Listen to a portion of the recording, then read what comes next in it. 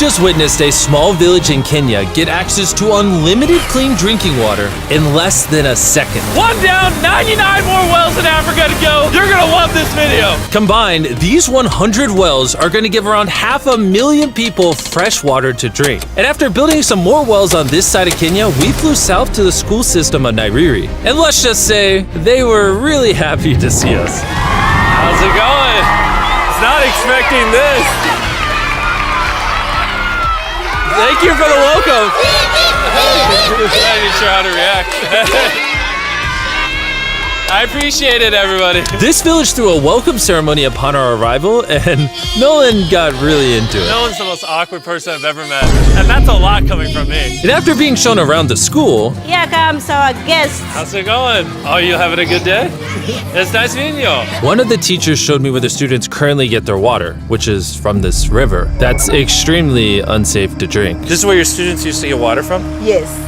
This is crazy. Yeah. You know, students complaining of diarrhea, infections like typhoid, because this is the water we've been using. So we try to treat, but you see, look at it, you know, but at the end of the day, life has to move on. You have to get some water anyway. This situation is obviously extremely sad. These children's lives are being limited and sometimes cut short from being forced to drink unsafe water. But at least for this village, we're gonna put an end to it right now.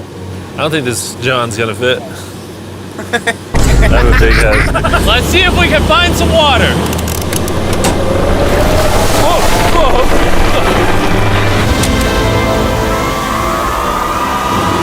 It is raining! It's beautiful! After the water comes out of the ground, it's fed into enormous barrels like this one. And once they're built into the water towers, all of the neighboring villages will not only have clean drinking water, but a pressurized water source as well, which in short means no more doing laundry and unsafe water. And pull! On a scale of 1 to Nolan's mom, how heavy is it? Nolan's mom times 2. Oh God. Dude, I'll push you off of this. All right, here we go, under control.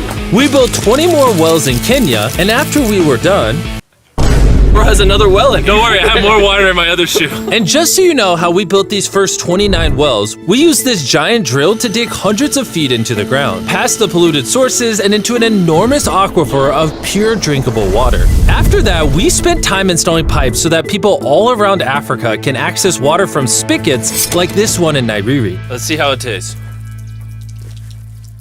Like water. It took me about a minute to fill this 5-gallon drum. How much water can this provide a day? 3,600 gallons a day. Not only will this well cover the 400 kids at this school, but literally the entire neighborhood and village around this school can use this well. We say thank you for the water. Oh, no problem. This thing can basically pump non-stop for 30 years. You would think that having an effect of this magnitude would require the resources and funding of a large government, but that's not true.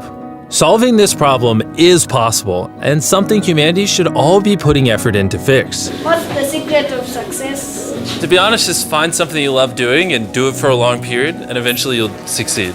So I'm gonna bring it super close. See us? Is that cool? Yes. If you look up, it's recording. All right, well, I'm gonna get close. All right.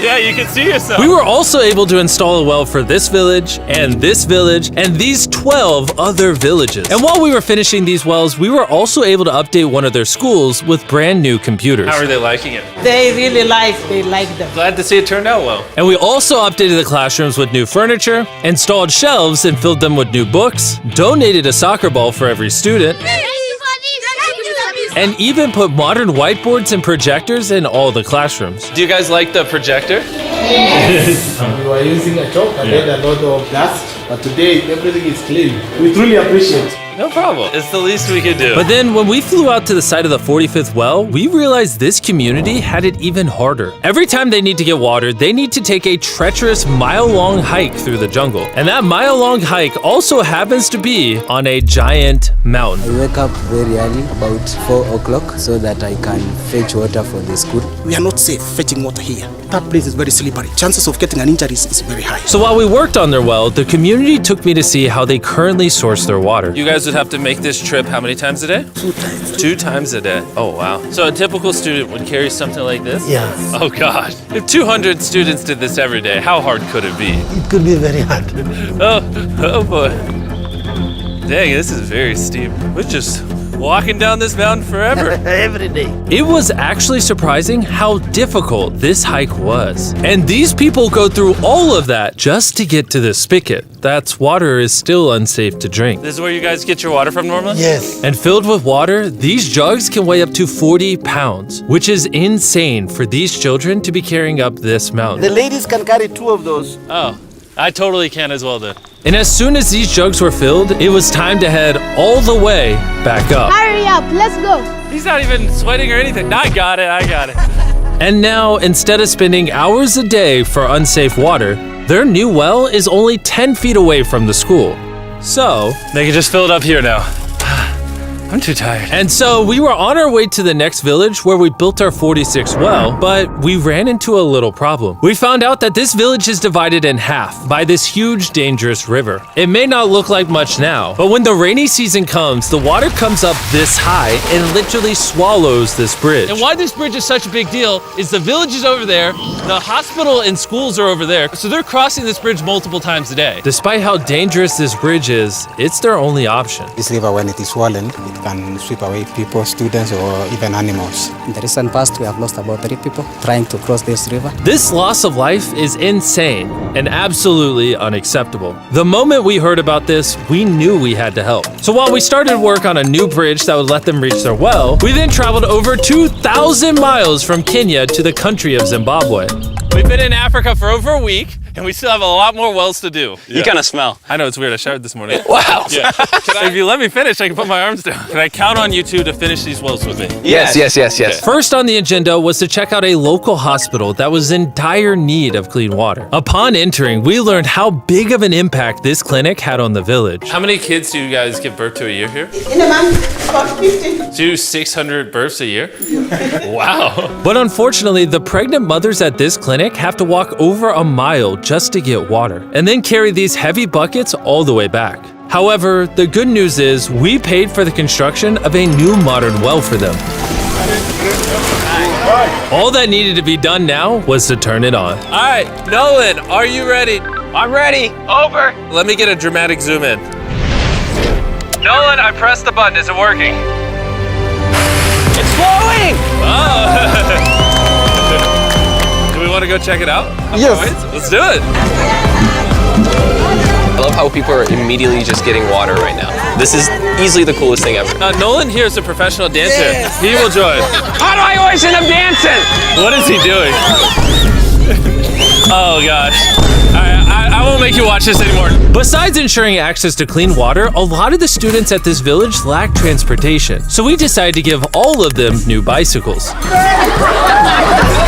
I know it looks like a lot of kids, but we bought a lot of bikes. Full disclosure, I don't know how to ride a bike. Jimmy only knows how to give away bikes. Never learned how to ride one. Let's break in all the new bicycles. 3, 2, 1, go! Oh, everyone's passing me. Be careful, I don't know how to ride a bike. I don't want to hit anyone. You want to ride it? All right, go for it, little man. Okay. And after giving away the bikes, we continue building wells until we reach Well number 69. This solar-powered well is specially designed to aid the farmers in this village by providing more than enough water for all of their crops and livestock, even during the dry season without any electricity. Each panel is 200 watts. Then it's attached to a pump. That pump can pump 5,000 liters every hour. Basically, it's unlimited amount of water for this entire village. That's incredible. And after we left Zimbabwe, we wanted to continue to give water to communities all across Africa. So we built more wells in Uganda, Somalia, and Cameroon. If you want to see more of what we did in Cameroon, there's a whole video about that coming soon on the Philanthropy channel. Spending time in these villages really made me reflect on the importance of building wells, how it brings water to farms to feed the hungry, how it provides clean conditions for hospitals, and most importantly, how it helps the children of this next generation live long, healthy lives and build the future for all of these communities. We await a new dawn of clean drinking water. Water is life. And with some help from the locals, we finally finished a new bridge that this community can use for the next 100 years.